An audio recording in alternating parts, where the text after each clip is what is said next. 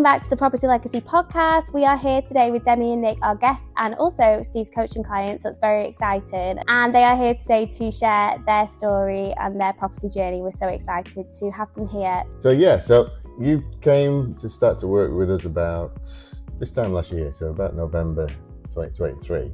So this is all about your journey and what you've done over the last 12 months. So do you want to tell us why we started talking to each other and what got you into property in the first place? First, she was actually one of my clients, wasn't you? Yeah. He was actually one of my clients, and I think I just got speaking to you because I didn't actually realise you were doing property and all stuff like that. Then we just got on the topic of, I spoke to you about it, didn't I? Afterwards, and then obviously we just got in contact and then went from there, really. It was something we've always wanted to do. You've had money, haven't you, stored? Yeah, I've been saving up for a long time. And then when Demi put you and me together, I was like, oh. It was more we didn't know how to start, really, and kind of when I spoke to you, it was like, oh, actually, because we didn't know what that first step to take, do you know what I mean? But yeah. And how was it exactly that you did work together over that time?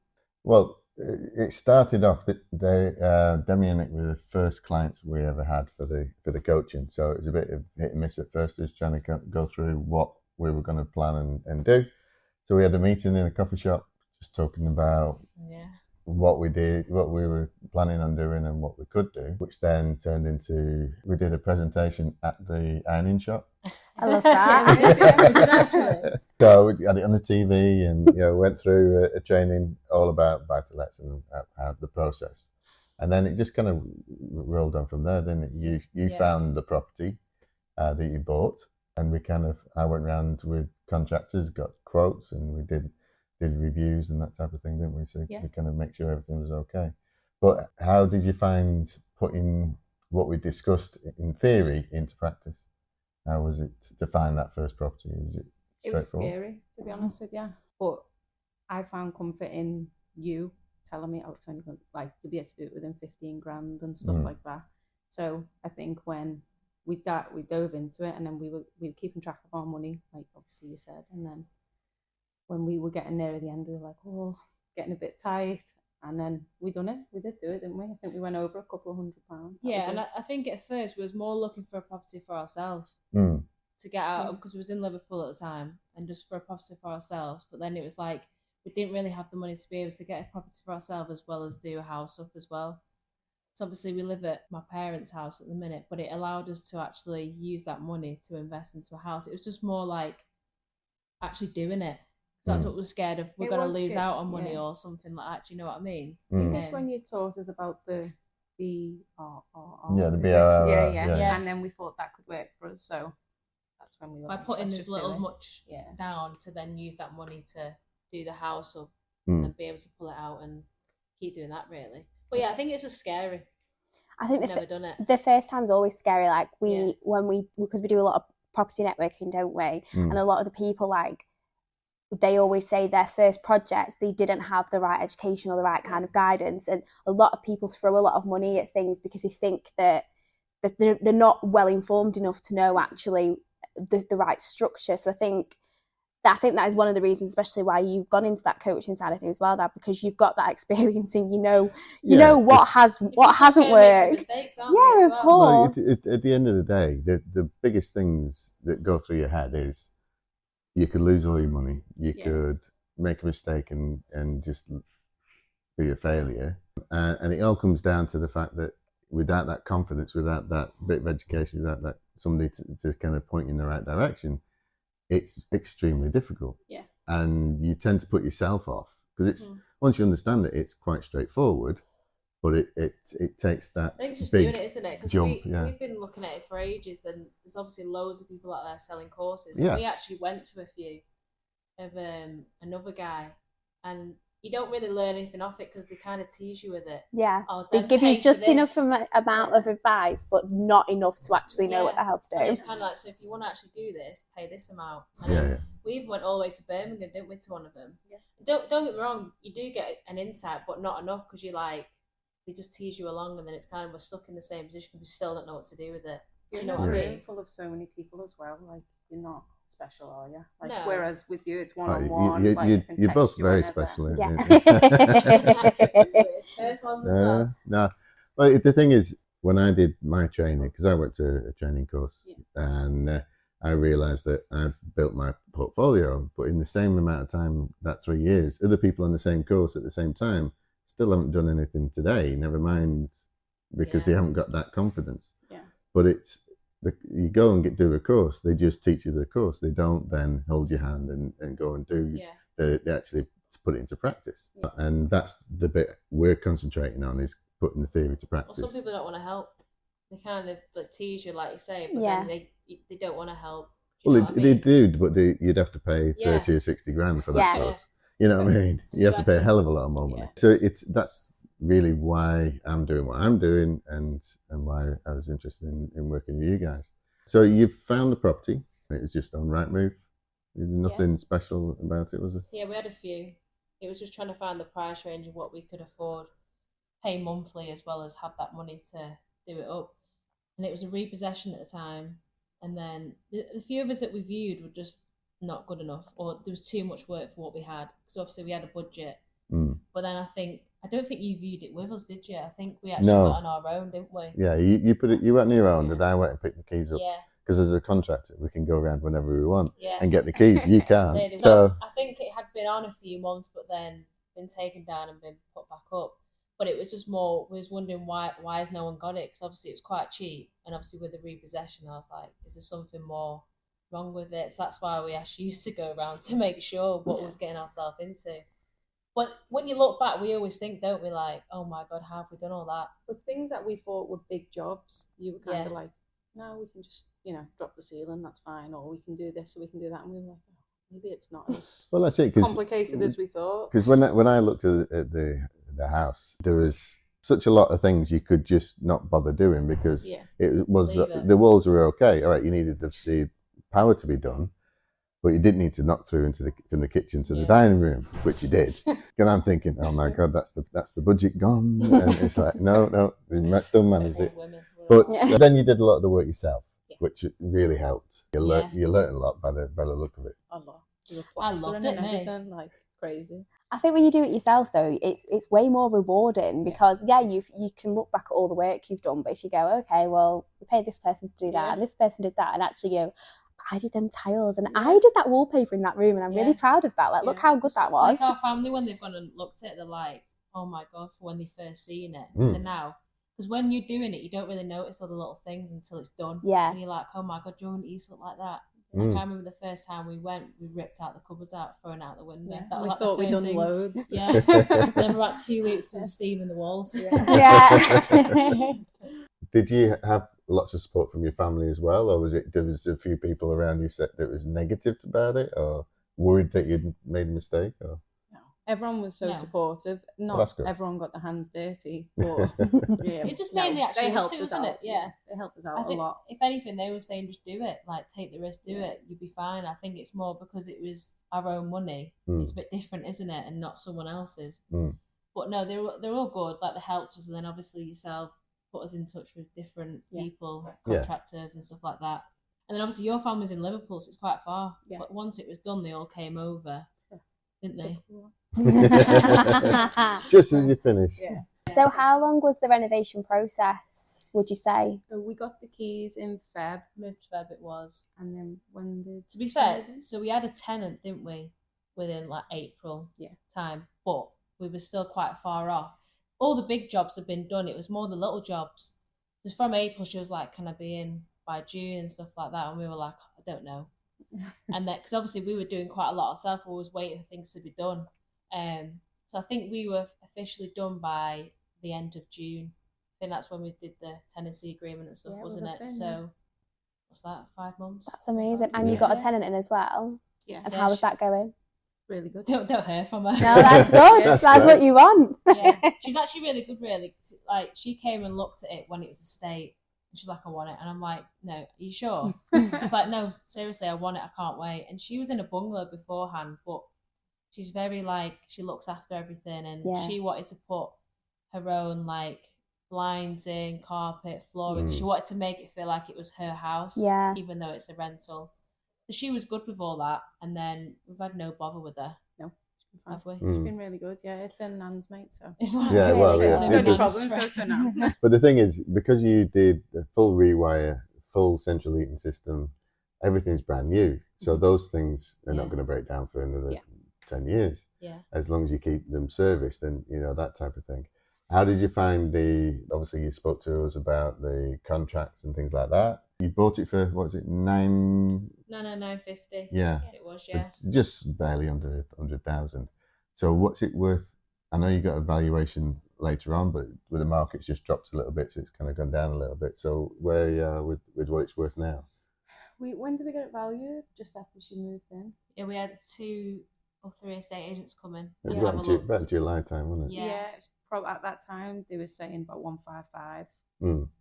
But then we haven't had anyone in since. But I think we mentioned it to yourself and you said, so you mentioned that you'd gone to change the mortgage, to get your money back out, and they'd downgraded it, don't they, to a bit lower, haven't they? She said this was in the mortgage advisor. She said it was showing on some sort of system at 128 or something, and we were like, oh god. But then we spoke to you. You said maybe a little bit higher, but the markets have dropped. So yeah, we don't really know. We're still in the process of sorting that out. So she's away at the minute, so we're just waiting on her. Yeah, I think sometimes it's just best to wait. The mortgage interest has just dropped again. The Bank of England dropped it. So over the next 6 months, it will start to ramp up again. Yeah. So I think that the prices will come back. Yeah, and there's no rush whilst we're trying to find another property as well, because at the minute we can't find one. We've been looking every day, but it's just trying to find, not instead of just rushing into it, just picking any house, trying to find the one that's going to suit us, isn't it? Yeah. Well, we've got a little bit saved as well, so if we was to come across one, we could put the deposit down, we could get it, we could make the monthly payments, so we're not in like panic station at the minute. So. But that's a good thing, because you are both working, and so it's not as if this is the only thing you do. Yeah. So you have got time to kind of play with it a bit. And really, Christmas is on the way. See if some real tragic properties come on the market and jump on them. That's the thing. It's just that consistency, as well as like just looking every day and seeing what's there. And it sometimes will be, if you've not gone on for 3 days because you've been in between Christmas and New Year eating old food, and then you're like, oh my god, we missed the bloody house. Like, so it's just getting it in your morning routine. And that's what it was. Yeah. Last week we was away in New York, and when we was away, I was like, I'm not checked it for 5 days. So when I went on it, there was so many houses, but there's like 1 or 2. Yeah. And I think you get a bit worried that, I've just missed that house, because a lot of them are investors or the cash buyers. As soon as they're there, it's off the market. So then you panic a bit. But recently there's been a lot of like auction houses or guide price, and it's like, well, it's not us. So all the good ones like guide price, and you're like, oh. Well, that's down to the estate agents. They've figured out that if they take it to auction, they actually get more commission than if they sell it, because generally they'll get 1% if they just sell it normally through Rightmove or something like that.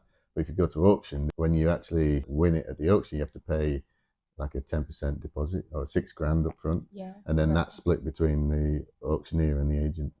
So they'll get more for something. Show, isn't it? Homes on the hammer, yeah. But that's the thing. They put a lot that way because it can be done very quickly.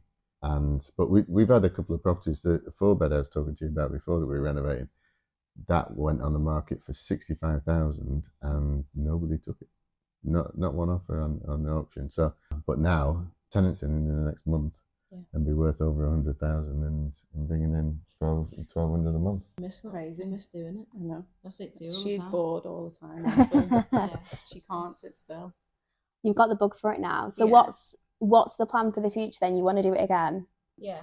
I think now we've done it, we kind of know what to expect. And I'm not saying every house we do we'll want to do, because obviously you get bored of it, don't you? Yeah. Well, they can do it then because you've got a bit more money to work with. But I think actually getting stuck in and doing it's a bit different because you've never done it before. I think doing it, you're like, oh my god, look where I was last year. Yeah.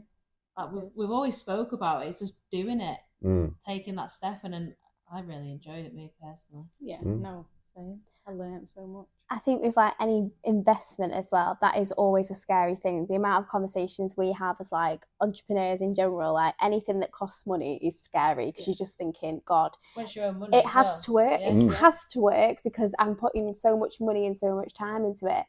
And the only time it doesn't is when you don't also put the work in. Yeah. So if you make an investment but you follow through and, you know, you put those hours in and you put the blood, sweat and tears into it, and then you finally can come away and go, look what we did. Yeah. Look what we've done this year. Yeah. There's nothing more rewarding than you go, yeah, we can do that again. We can do that again. And we know all these things now. We know what worked and what didn't work. And oh, if we had a different space, we could have done this. And we always it's say just that, super exciting. Honestly, we was like, we could have just moved in this, you know? Yeah. Because then it was like, oh, should we just move in instead? I think next time I'll listen to you a bit more and not knock any walls down. Well, yeah, because you could have turned that round for 8 grand, 10 grand, rather than the full 15. Yeah. And it is hard looking at it though. It's not your property though, isn't it? So when we're doing it, as much as we'd probably change things, you do it to how you'd have it, and you're like, no, someone would actually live in it how it is, or somebody was living in it before you bought it. You know what I mean? Not long before you bought it. Yeah. And that's the thing to remember, that you're doing a rental, then you're not going to do such a high version kitchen or do a high bathroom or anything like that. But you can still do all of that at quite a low price as well. Yeah. You don't have to spend 10,000 on the kitchen. You don't have to get everything done and cost a fortune. If somebody had gone around there to do it for you, they'd probably said it'd be 20 grand plus. Easily. So we were quite good, obviously. We did get a new kitchen. Yeah. But with the joiner that he had friends that worked in Howden, so we ended up getting a lot of discount, because that's what we were at first. Sure, because we got the price before knocking the wall down. We got the price on the kitchen first to see if we could do it in our budget, and then he come back and he was like, what was it, 2,000? 2.5 grand. Brand new kitchen with the appliances and everything as well. And then obviously, because we put patio doors in, we knocked out the back window, and then we didn't open up the full kitchen because you would have needed a steel beam, which would have cost more. So we just did a lintel, didn't we? It was only, what was it? It was 30 quid or something from B&Q, And then obviously getting all that done, and we had to get 2 new windows down the side, which were basically wooden, rotten. But then I think all that, it came to, I think that was 1,500 for like patio doors, windows and the work, and then 2.5 grand for the kitchen. And obviously with yourself, with the contractors, with the rewire and the gas, we kind of knew that was the biggest jobs we needed to do, and everything else was just, right, let's just paint ourselves. Yeah, and the all came under what we thought originally, because we said 4 grand for electrics and 4 grand for the central heating. They all came under that. We couldn't believe it, honestly, because we asked so many people, because you obviously have a shop around, see what you can find, and you were like 6 grand, 8 grand, and I'm like, if we should just go. Yeah, people came round, didn't they? Just so, stick like, to plumbers came round, and it was like, first quote was 5.9k, and I was like, oh my god, stay where you are. I didn't work on this property either. They didn't have us working, not one bit. No, that's good. But no, Jack did all the electrics. He's really good, to be fair. I'm still in contact with him. He always says if you ever need us and stuff, to give him a call, because he's really good. He'll just come out, you see. So like, even if it's when he did his second fix, he did it in little bits, because once we had the upstairs done, he'd come and do that, whilst downstairs was still needing other bits doing. So he was really good. And even the plumbers, Finley and Andy and all them lot. He was really, honestly, I'd text him, he'd come out the same day, wouldn't he? So many little problems in it. They've been really good as well. I definitely use all them. Yeah, well, we use all those guys, and Stuart as well. Jack's dad, he does all our windows, and he does all our stuff. He came and did the rewire as well. I'd use them all again. Like, say, price-wise and stuff compared to everyone else, and they did a really good job. Well, that's what we say about you building your own team of people that you can call on. You're not paying them to be there all the time, but you just bring them in when you need them. Because next time you'll know what they're going to do and what to expect. You'll know that you can just patch up a lot of the plastering rather than re-skimming walls. The art of using wallpaper so it looks like it's been skimmed and all that kind of stuff. You did really well in doing all that kind. Do you know what it was? It was more the door frames, where when we took the door frames off, the plaster had come away, so I was like, we ended up dabbing it, plasterboard, and then we ended up bonding it and then just skimming it, didn't we? And we did it. I couldn't believe how I thought afterwards. A few places need sanding, but it's fine. Sand it and caulk it and you'll be fine. Silicon is wonderful. I tell you, it's messy though. It was going to do it again. Well, you could go on local college, Blackpool. Yeah, you mentioned, didn't you? It does courses for women to try all these things out, do all the tiling, do everything. Even the tiling, that you could do it, couldn't you? You see loads of people doing it online. But you look on YouTube, it tells you exactly what to do. But my problem is I look at things online and they look really easy. I go, I can do that. And then I'm like, Why I've just bought all of these things and I can't do it. I just can't. The amount of shopping trips you do and buy things, and then ours was all the tip runs. Oh my God, the garden. I remember one point went to Fleetwood and her car was basically scraping on the floor because the amount of bags she put in the car as well. I got my first house, but I lost my first car. I know. All the stuff. Yeah. So what would you do differently next time? Probably not do so much that didn't need doing. You know, the walls, and listen to you more. Literally, like you were saying, the cupboards are fine in the kitchen. Don't like, get just attached to the replace house. them. It's an emotional attachment, isn't it? Yeah. It's hard to do. It is hard. Especially when you have a certain way of how you like things, it's hard to just strip that back and be like, just keep it how it is. Mm-hmm. Especially with rentals, like you say, we was looking on Rightmove and looking at the prices of around $850 in the area, and you look at some of them and think, oh my God, ours looks like a flip. Because I think at first we was thinking, do we flip the house? Yeah. And obviously you've got all the hidden fees, and we're like, should we just try have a portfolio of houses first, didn't we? Mm. But I think that's probably the main thing. Just be basic and try not look into, well, that'll look better. It is. Unless it's going to add a lot of value to it, then £500 just to get new skating boards and round the doors. But it's experience. That's the thing. You've got some experience now. Next time will be you've not as much of a learning curve. And if you go in and you see radiators in every room, you think, good, that's one less thing to pay for. It's got central heating. It's got a lounge. There's another bedroom. I always look for plug sockets as well. Do we have enough plug sockets in all of these rooms? You ever see them with the skirting boards? Yeah, it's crazy. But that's how it was before the regulations changed it to be so far up the wall. Yeah. So that just tells you it might need a rewire, or you'd be able to do something with it. But it's not a full rewire. I think now you'd know roughly prices for things, especially like the full rewire and stuff like that. If it was a similar size house, you can know roughly, well, that's going to cost that amount, and so you can gauge how much you might need to spend already. That's the good thing, I suppose, isn't it? You got your book as well, where you write your things in when you go. Well, your viewing plan. Off Amazon, was it? Amazon, yes. Lots of different colours. You can pick as many colours you want. As many as you'd like. Do you have any HMOs? No. No. Would you? Blackpool is very negative towards HMOs. So you can buy existing ones in Blackpool, but you can't make new ones. But you go to Wire and File, they allow you to have a new one.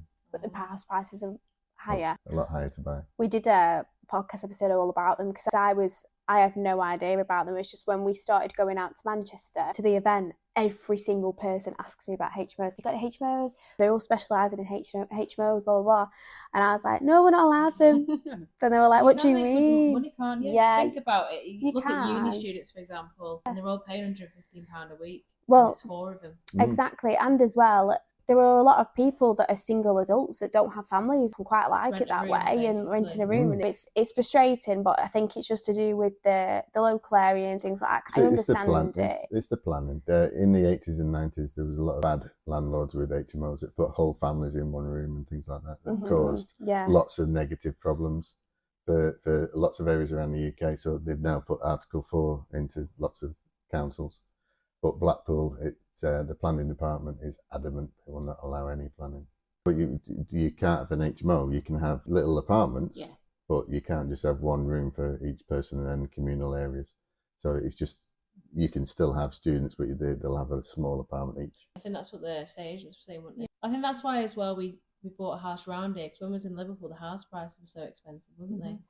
I think with every area that you're looking in, there's always going to be positives and negatives. And there is a need for kind of housing for single people that can't afford it, because these days you can't get a 1-bedroom flat for less than £450-500 a month, you know.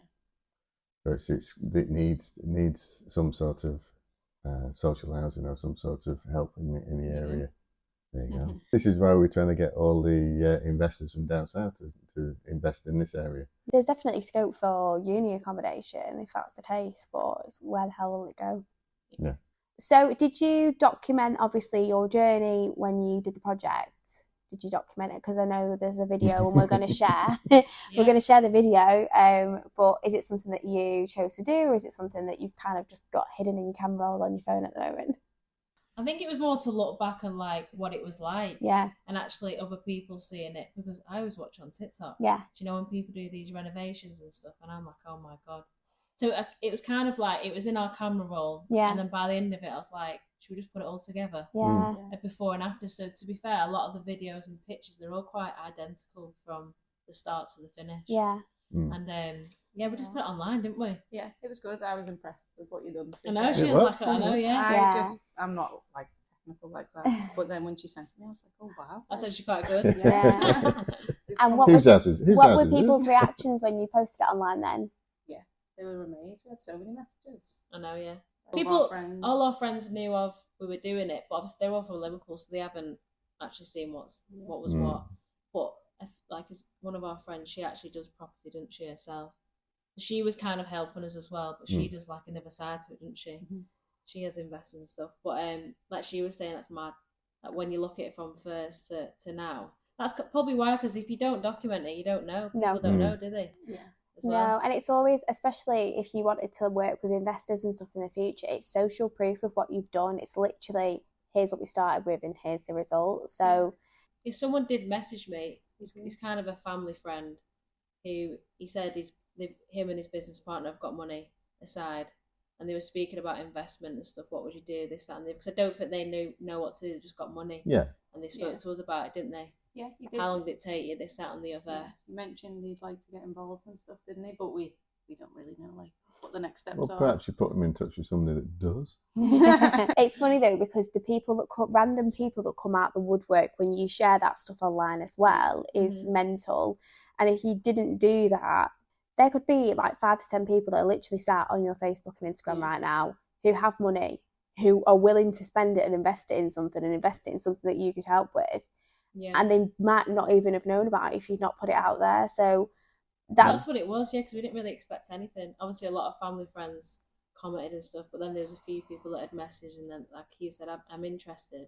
We should have a chat, shouldn't we? Yeah, you should, because from your point of view, instead of getting a mortgage, they would put the money into the pot, and you would give them 8% return. I think that's what they were asking, weren't they? Like, how would it work? Yeah, you could afford to kind of, if they funded the whole purchase and the renovation cost, then you could turn around and go, right, well, we'll do that and we'll flip it and we'll give you 10%. Well, that's what he was saying, like we can get it done quicker and get people to come and go, basically, to get it straight back on. Yeah. That's definitely worth a conversation for you both then. Yeah, I think so. It's like I said, that's something new as well we've never done. So it's kind of then taking that next step to doing that, and then once you've done it, you kind of know then, don't you? Well, yeah. If you have just one investor, and then you give them the money back with 10% or whatever you agree, then they'll more than likely want to do it again.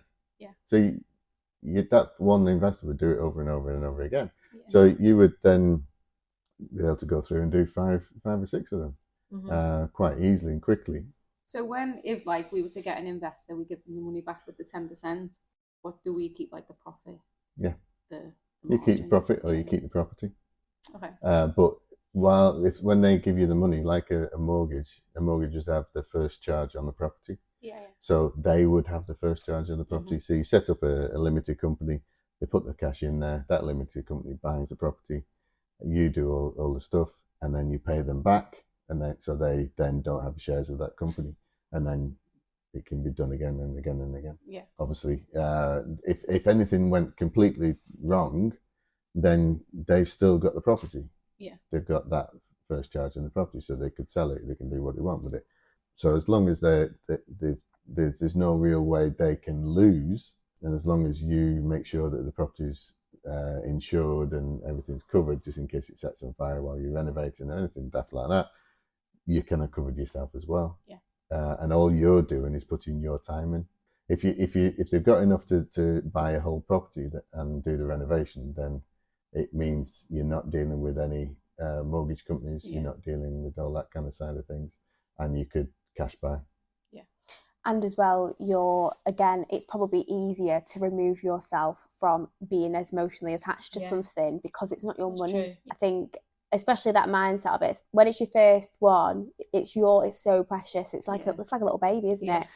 So, and the same way, like having that conversation with these people, it's always scary because it's the first time you're like, I feel out of my depth, blah, blah, blah. But obviously they've reached out to you because they see the potential in working with you.